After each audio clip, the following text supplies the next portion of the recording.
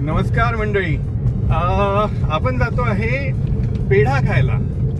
आणि इथे यवतमाळ वरून पांढरकवड्याला जाताना एक वटबोरी नावाचं गाव आहे. त्या गावातील दुग्धजन्य पदार्थ फार फेमस आहेत. तर आम्ही आता त्याच रोडवरती आहोत. आता आम्ही पेढा घ्यायला थांबणार आहोत. तिथे एक प्रभुलव्य म्हणून एक दुकान आहे पेढ्याचं, ते अत्यंत फेमस आहे. तर चला पेढा टेस्ट करूयात.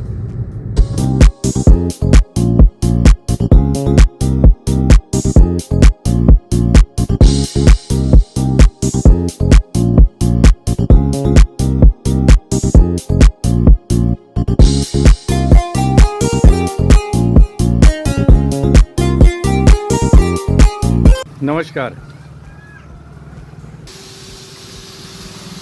किती दिवसापासून तुम्ही हा व्यवसाय करत आहे? सर आमचा व्यवसाय जवळजवळ 84-85 2000 म्हणजे 1984 पासून तुम्ही सुरू केला आहे ना? ओके. या गावामध्ये बरेच पेढ्याचे दुकानं दिसतात. काय वैशिष्ट्य? म्हणजे आम्ही गवळी समाज आहोत. बरं. गवळी समाज असल्यामुळं आमचा पारंपरिक व्यवसाय आहे दुधाचा. बरं. दुधाचा व्यवसाय असल्यामुळं त्यामुळं आम्ही पहिले दूध विकत होतो, दूध खापत नव्हतं. त्याच्यामुळं आम्ही नवीन एक शोधला खवा तयार करावं. बरोबर. पहिले आम्ही लाकडाच्या भट्ट्यावर तयार करत होतो, मग नंतर रॉकेटच्या भट्ट्यावर. बरं.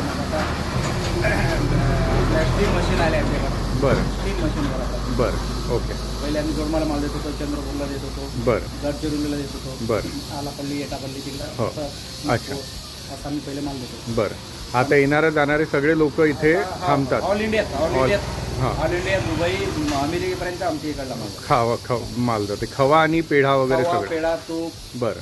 असा सगळं म्हणजे दुधाचे सगळे पदार्थ तुम्ही सगळं करा. पडतात. आणि व्यवसाय म्हणजे आमचा दुधाचा असल्यामुळं कसं हो. दुधाचे आपले जनावर असल्यामुळं बरं. आणि करता. चालू आहे. बरोबर.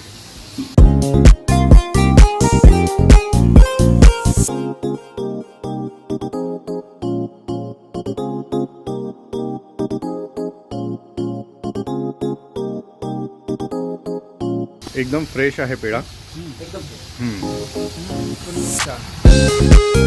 हो, तुम्ही बघितलं 50 वर्षापासून ते लोक याचा बिझनेस करतात आहे दुधाचा. पेढा अतिशय उत्तम होता. आम्ही टेस्ट केली, आम्हाला खूप मज्जा आली. तुम्ही पण या रस्त्यावरती जाताना इथे नक्की भेट द्या. इथे भरपूर दुकानं आहेत, सगळे एकसारखी आहेत.